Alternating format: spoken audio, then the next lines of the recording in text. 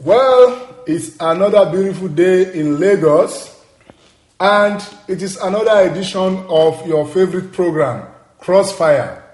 I remain your regular host, Kozil Elegbede. Of course, with me are the regulars, talking about Babatunde Sulaiman Alao on my right. Baba, you're welcome. Thank you. And on my left, I have Johnny Edwards. Welcome back from your leave. Good to be back with you guys. Yes, as usual on our program, we normally have 3-course meal. Yes, it's a 3-course meal. We have the dessert, the appetizer, the main course, and the dessert. The main course today, I will let you into it. Arsenal, they are top of the table and is about 1/3 of the season gone. So the issue is, are they now title favorites? It's different from being title challengers. Okay? So are Arsenal now title favorites? Are they going to be the winner in May 2014? Are they going to win the EPL? Are they going to end the 8-year trophy drought? But beyond that, we're talking specifically about the league. Baba believes it's Arsenal's time. Of course. And Johnny says no. They are Shoroyes. That is the main cause. Of course, talking about the appetizers, we have little issues which we're going to discuss before we unleash Baba and Johnny on each other to crossfire. Yes, straight on to the appetizers. It's like somebody was listening to us when we discussed last week the issue of who should be the Ballon d'Or winner. We looked at Frank Ribery and Cristiano Ronaldo. Yeah. And somebody has been talking since that time. I don't know whether he watches us on YouTube, but Frank Ribery says is the Ballon d'Or this year, that he's going to win it, that he's confident he's going to win it. Now, for me, this is a big issue in the sense that already the credibility of the Ballon d'Or is being questioned after last year's revelation of Mihailovic, who said he voted for Mourinho and only for somebody else's name to appear on his form. Yeah. So we want to look at this. Why would Ribery be so sure he could win it? These are these Blatter's comments on complimentary comments of on Cristiano Ronaldo, who for me is the favorite. Baba, what do you think about I think it's right to blow his own trumpet, and I think it's a mind game. I mean, with Ronaldo, I believe Messi is totally out of it. So I think Ribery is just trying to play mind games and blow his own trumpet. You are saying Messi is totally out of it. Of course, you don't expect a candidate to disqualify himself and say he's not worthy of that award. This is an award every player aspires of. I'm talking of the fact Ribery. that he has won everything in Germany and indeed the Champions League doesn't give him that effrontery to go to the media has to blow his own trumpet. Nobody is going to blow it for him. He's blowing his trumpet the wrong way. Whichever way, it is sounding loud there.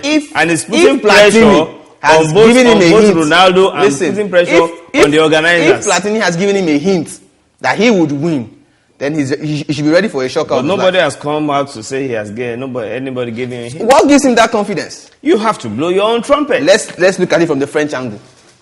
Platini being the UEFA president, him being a Frenchman, him being a Frenchman. I want to believe Ribery has what he's looking at. He has his own credentials. That he's what are trying his to bring credentials? To the You see, like I said earlier, I think Ribery's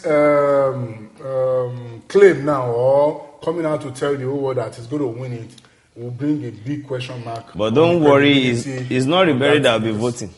It's not. It's not. But we can say, I mean, somebody said last year that his votes was tampered with. I mean, so that brings big question on the credibility. So and if Ribery could come out to tell the whole world, I mean, we are told that the votes are from the national team captains and national team coaches. In all honesty, I don't know many national team captains and coaches who will know Ronaldo. Who will vote for an arrogant Ribery? We have to wait and see. Vote for Ribery. An arrogant Ribery. What has he done for France? But we'll leave the issue. Well, we go from here to the main course. And of course, like I told you earlier, the main course is Arsenal. They are leading the table with about a third of the season gone. Of course, most people, most pundits, most analysts will tell you after 10 games, you begin to see the picture of how the league is going to end in May. We have had 12 games, a dozen games, and Arsenal are still leading. Now the question is, are they title favourites now? They lead by 4 points, which means they extended their lead over the weekend from 2 to 4. Like I said, there's no more title challengers. You can say Liverpool, Chelsea, Man City, even Man U are title challengers. Arsenal are at the top a little bit comfortably. Are they title favourites? Baba? Of course, Arsenal are title favourites. I don't expect you to say anything less. Yeah, but we have to look at... No, I'm just... Okay. I think they are title favourites, and so far we have surpassed the fans and everybody's expectations. And I think the team is not really under pressure. This is a team that have been losing now. This is a team that most people have been saying, okay, they are always aiming for the Champions League, top 4. And now they are there. They are just enjoying it. They are just enjoying themselves. And with a little bit of luck that they have been experiencing, all the bigger teams, they have been knocking themselves out. Such as Refman Atkinson, overruling Atoboro, Atoboro giving you so you need that. If you are trying to rule out Arsenal as a title contender, I think you'll be shooting, any team will be shooting himself in the leg. Johnny? This is the first time Arsenal will be on top of the league in like 5 years, if I'm not mistaken. So, I mean, ride your luck. They've been there now for more than a month. Yeah, so ride your luck while the offer lasts. Of course. But you don't have the depth. Arsenal don't have the depth to sustain this momentum. The league is a marathon. I mean, for goodness, 38 games. 38 games minus 12 games. That's 26 games to go. Little by little. The butterfly is going to the bush. You can't sustain this momentum. You don't have the depth. We have the depth this time around. We can't sustain the momentum. We have the depth this time around. First and foremost, take out an Ozil out that team. The team is clueless. We all saw that in the Capital One Cup against Chelsea. You fielded a second string team, and what happened? You lost. That's the only big team you have defeated this season. The only team you have defeated in the league this season comfortably is Liverpool. Man City is coming. You lost to United at home. Chelsea is coming. Do you think you can withstand such pressure? Why not? But I don't have to beat Chelsea to win the league. Yes, I don't have to beat Man U. Without beating these big teams. All I have to do is to pick my point. Let me call your mind to 2008, 2009. Yeah. That was the season when Liverpool beat all the top teams except Arsenal. They drew twice against Arsenal. They defeated Man U home and away, defeated Chelsea home and away, yet they finished second, 4 points behind Man U. They lost the game against Arsenal when they played the 4-4. Well, the point is that you don't have to beat. So I don't have to beat all the big teams to win the league. Accepted. Do you think you could sustain this momentum? I think we have the depth. You don't have the depth. We have the depth. Which capable replacement do you have for Koscielny? See, that's one question. Which capable replacement, which adequate replacement do you have for Giroud? We have to look at the Bentner? We have to look at the Walcott has been out. Chamberlain has been out. Let him answer. Gnabry has been out. You have asked 2 questions. We have to look at the larger picture. The Arsenal team. You have for Koscielny, they will sign in January. And who do you have for Giroud? You sign in January. I'm not looking at issues.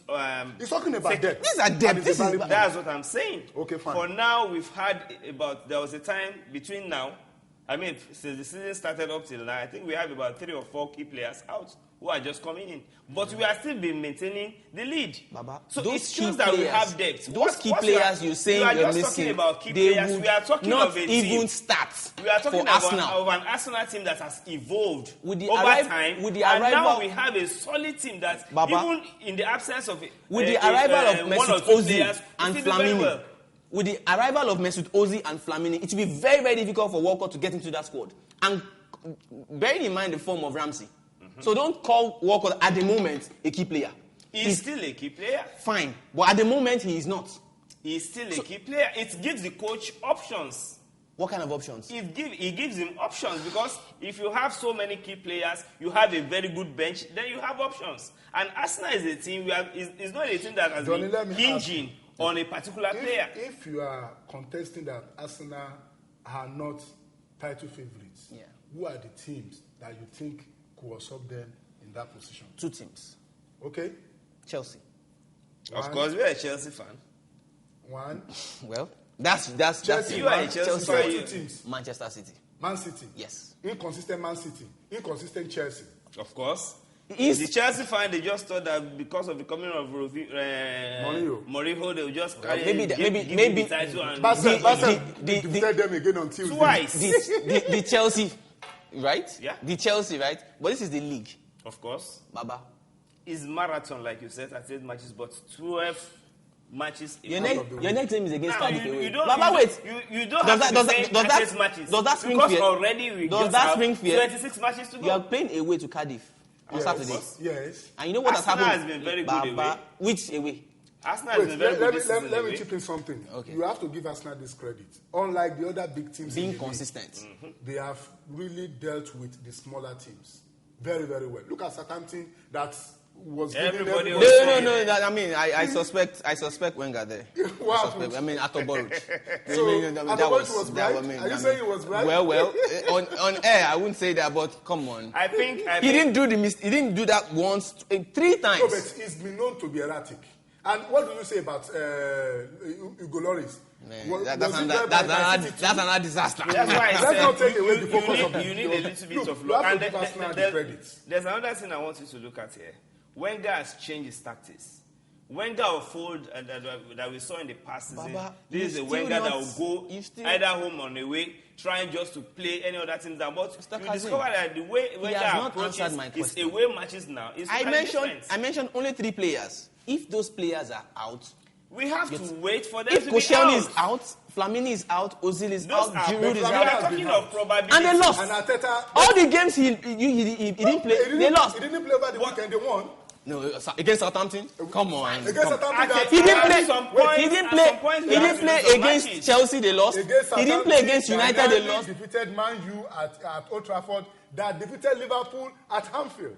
Sir. Southampton, they were fourth before last weekend's matches. We can't win the 4 games you lost this season so far. You have to lose some matches. The 4 games you've lost so far this season, he wasn't there.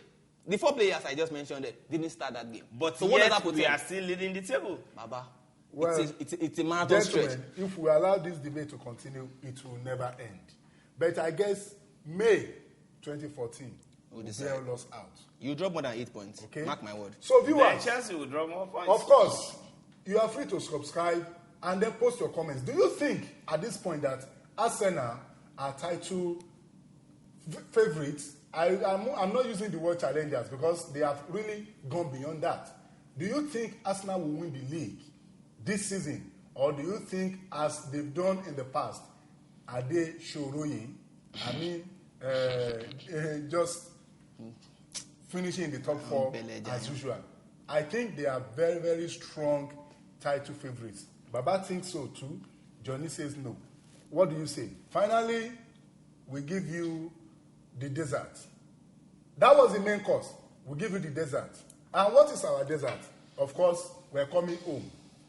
Talking about Nigeria's sports minister, Malam Bolaji Abdullahi, who shot from the hip last week by, condemning Super Eagles coach Stephen Keshi for complaining to the press about his 7 months unpaid salaries. I don't think he was well informed. Fine. That's my Tell us why. Because if he was Keshi or the minister. If he's been owed 7 months, Nigeria would hear. Nigerians would. The minister. Are you sure the minister has ever been paid? Yeah, come on. It's wrong for him to accuse Keshi for going to the press. Where did the information leak first? Did he ask that question? How did this story start? The story started from NFF's chairman. He was the one who told the media that they were owing Keshi 7 months' salary. Okay? So the media went to Keshi to confirm. And all the poor man did was just to confirm. So for the minister to come out and now say Keshi was stupid or was wrong to have gone to the media, to go public on his unpaid salaries, I think it's not only unfair, it shows the caliber of the people running our affairs, because it shows the minister is not informed. At all. And as a minister, if you don't know what is going on in your constituency, then you don't deserve to be there. That is my position. I think that the minister is taking the issue just a bit too far. I think, the officials, they forget that Keshi I mean, the national team belongs to every Nigerian. It's our team. So whatever happens to the coaches, the minister, we should know. So they shouldn't be hiding any information away from the public. The issue is, it wasn't Keshi who went to the media. That's what I'm saying. It was the NFF chairman who revealed that they were owing Keshi 7 months' salaries. Yeah. So the media went to Keshi to confirm whether it was true or not. Keshi confirmed. Just confirmation, that is why the minister is now on his neck. Should he have denied that? It is. He couldn't have denied that. I mean, what do you want the former to do? If he was in Keshi, if his Oga could say, I'm owing him so, and then went to him to confirm, and he confirmed. Maybe the minister feel a little bit embarrassed. We need to ask ourselves serious questions in Nigeria. Let's face it. If the minister could be ill-informed, it beggars belief. Because, I mean, it shows, I expect as a minister you have a lot of aides, media aides and all that. What is their duty if they can't inform you on a daily basis what is going on? Because otherwise you would have been told that it was the NFF chairman who actually went to it. And then, why should the minister berate Keshi on the pages of newspaper? I think it's uncalled for. I mean, this is somebody who is far below you. You could just call him, give him a ring in the ear, and that will be it. Anyway, viewers, that is my opinion. You have your opinions, definitely. All you have to do is to subscribe, and then you post your comments, and your comments will be looked into. That is how we end this edition of Crossfire. I hope you have enjoyed it. We have enjoyed it. Baba, I hope you enjoyed it. I enjoy myself. In May, Arsenal will pick the title. Well, in May will decide. I did enjoy myself here, man. So, May, who is going to win the title? I'll tell you that next episode. He's not even sure. I'll tell you that.